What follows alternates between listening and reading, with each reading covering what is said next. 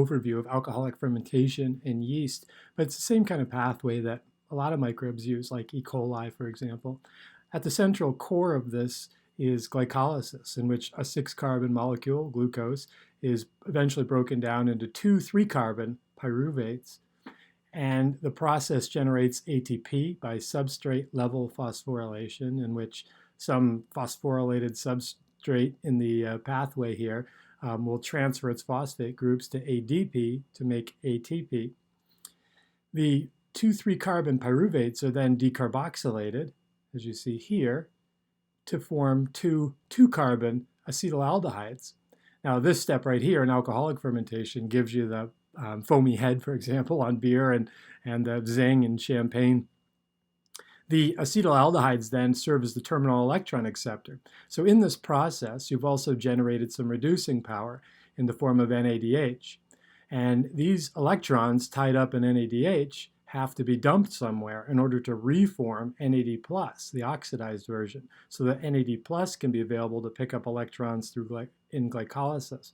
And so these electrons find their way to acetaldehyde, and then that produces the waste product, ethanol. So it's a waste product for the microbes, but obviously not for us. But normally, if the organism had coupled glycolysis with Krebs cycle and electron transport, these pyruvates would be decarboxylated essentially and then shunted into the TCA cycle or Krebs cycle. And these NADHs would be shunted over to dump their electrons into electron transport.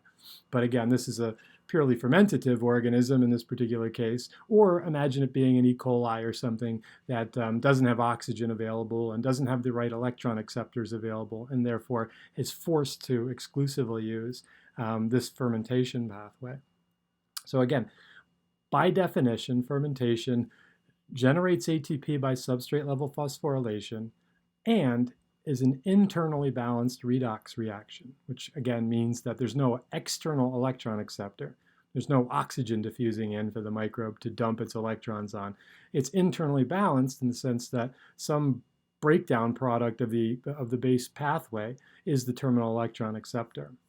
And so those two concepts are also illustrated here in lactic acid fermentation. So this is something that we do in our muscle cells if we've run, 26 miles, or lactic acid bacteria might do if you pitch them into some milk to make cheddar cheese, for example. The central core, again, is glycolysis, substrate level phosphorylation. The pyruvates are generated, but in this particular case, the 3-carbon pyruvates are not decarboxylated and instead serve as the electron acceptor to make the waste product, lactate. And again, the waste product in this particular case is a waste product of the microbe, but to us, it's the flavoring ingredient in yogurt, it's the flavoring ingredient in cheddar cheese, and so forth. And so there's an enzyme, lactate dehydrogenase, which would find itself here in the pathway and would grab electrons from NADH and pass them to pyruvate to make that end product. So again, it has both the features of fermentation, the substrate level phosphorylation and the internally balanced redox reaction, using a substrate of the pathway to be the terminal electron acceptor. So this table is an overview of the 3 main energy-producing processes: aerobic respiration, anaerobic respiration, and fermentation. Then they show the growth conditions as well in this column. So aerobic, obviously, the organism is growing under aerobic conditions, and anaerobic respiration, obviously, in the absence of oxygen. And then fermentation can be either or, depending on the microbe's preferences, or in the case of strictly fermentative microbes, most of them don't care. They're aerotolerant anaerobes. But a microbe like E. coli will prefer to use one of these processes. But if the right electron acceptors aren't present, they will ferment. And again, that metabolic diversity gives them an advantage over their competitors. The final electron acceptor in aerobic respiration is oxygen, no surprise. And then in anaerobic, it's something other than oxygen, like nitrate or sulfate. So literally, these microbes are breathing nitrate and sulfate the same way that you and I would breathe oxygen. And as I already told you, fermentation, the final electron acceptor is an organic molecule, like pyruvate, like I showed you, or acetaldehyde in the ethanol fermentation pathway. So the type of phosphorylation, aerobic respiration, as I told you, has both substrate level So again, the substrate is phosphorylated, passes its phosphate group on to an ADP to make ATP. And there's also oxidative phosphorylation. And again, that's just the NADHs and so forth dumping their electrons into the electron transport chain, the electron transport chain pumping protons, and then those protons being able to make ATP through diffusion through an ATPase. Anaerobic respiration is the same, substrate level and oxidative. So there's an electron transport chain as well as a central pathway for substrate level phosphorylation. And then fermentation is strictly substrate level phosphorylation, as I showed you. All those NADHs that are made, for example, just feed back into the system. They're oxidized essentially and reduced alternately by substrates in the pathway. And over here is the ATP generation. So in eukaryotes, it's 36 ATP per glucose, and in prokaryotes, it's 38 ATP in aerobic respiration. So then the question becomes, why is that? And that's a fun question to ask and something to think about. And you always have to think about it from the perspective of ultrastructure. What inner membranes and so forth are found in a eukaryote versus prokaryote, and where do key end products like, say, pyruvate need to go in order to facilitate these pathways? And so the short answer to that, why is that difference, is there's some energy that needs to be used to shunt some of the products around inside a more complex eukaryotic cell. So in anaerobic respiration, it's variable, but certainly less than 32 and more than 2. So you can take that to mean that anaerobic respiration on the whole is less efficient than aerobic respiration. So if a microbe has the option, it's going to use this. And if this is not available, molecular oxygen, then they'll use some alternative if one is available. And then lastly, fermentation will generate about 19 times less energy in a fermentative bacterium. So that's why they don't prefer to use it if they don't have to. And so this is just a flow diagram showing you the pathways of energy and reducing power generation. So we start with some energy source or electron donors. And so then you need these in this particular case, the sun in conjunction with photosynthetic pigments for phototrophic organisms, and glucose or some sort of chemicals over here are the energy sources over here for aerobic respiration and so forth. And so these processes, like photosynthesis, where light energy excites some electrons from some chemical source like water, for example. The electrons are passed through electron carriers to make energy, and then the electron carriers in this particular case are regenerating oxidized forms of the electron carrier. So the electron carrier is an electron transport chain. By grabbing electrons, are regenerating these oxidized forms of electron carriers. And then in this process, we have a final electron acceptor. Usually in the case of aerobic respiration, it's oxygen, and anaerobic respiration, it's, as I said, some other form of electron acceptor, some oxidized thing that can be an electron acceptor, and then in fermentation, an organic compound. This is just a little bit about fermentation. I'm sorry, photosynthesis.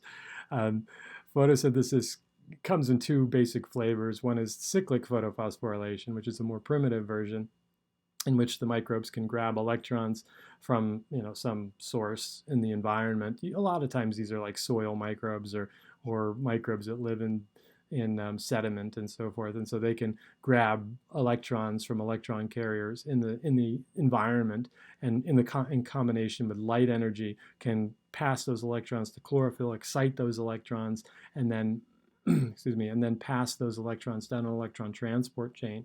And in that process of passing the electrons, they create a proton motive force and energy, again, through an ATPase.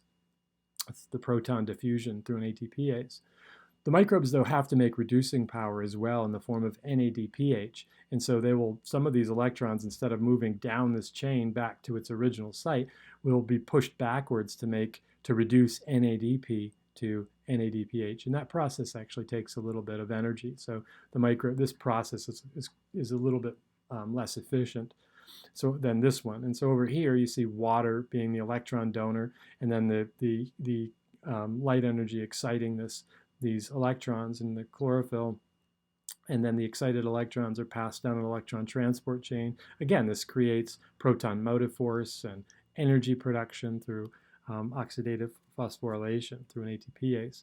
And then ultimately, you make the NADPH here as the terminal electron acceptor. So here's your reducing power, and here's your energy. So in either case, the microbes have to are generally autotrophs, which means that they can make their own carbon, complex carbon, or organic carbon, more specifically, using CO2 fixation. And so in this little wheel, you can see this process that's so-called dark reactions or Calvin cycle. This happens to be a slide of the stroma of a chloroplast, but in microbes, it's happening not in chloroplasts, but in the cell, within the cell. And so the cell is almost behaving like a chloroplast. These photosynthetic cells are behaving like chloroplasts. So in this first piece of the pie here, this is happening in a carboxysome, as I've talked about, those inclusion bodies. And so they contain the enzyme rubisco, or ribulose bisphosphate carboxylase. And this rubisco will grab CO2 from the atmosphere and ribulose bisphosphate, which moves into the carboxysome, and then combines those. In this combination here will be used to make 3-phosphoglycerate. You can look at the numbers to see the stoichiometry and see how the equation balances. But this process is the actual carbon fixation, and it is actually occurring in the carboxysomes of photosynthetic microbes. And then the PGA here leaves the carboxysome and enters the cytoplasm, where PGA kinase can grab it. And PGA kinase uses the ATP that was generated previously. So in these steps here, and in the process of doing that, creates this bisphosphate, bisphosphoglycerate. The bisphosphoglycerate is grabbed by G3PD dehydrogenase. And so in this particular case, you've got the electron source, the NADPHs, which again are made through reverse electron transport here and through the terminal electron acceptor here. And these electrons then are used to perform this reverse glycolysis step where you make glyceraldehyde 3-phosphate. The G3P then, some of it is shunted off, some of these 3 carbon molecules are shunted off to make glucose and other sugars. And these molecules can be used for energy by the microbes, especially if it's dark and there's no longer sunlight. Or the microbes can also use these for biosynthesis to make cell walls and slime and biofilms and so forth. Some of those G3Ps, however, are shunted back into the chain to remake ribulose bisphosphate, which then re-enters the carboxysome so that carbon fixation can begin again with more CO2 input.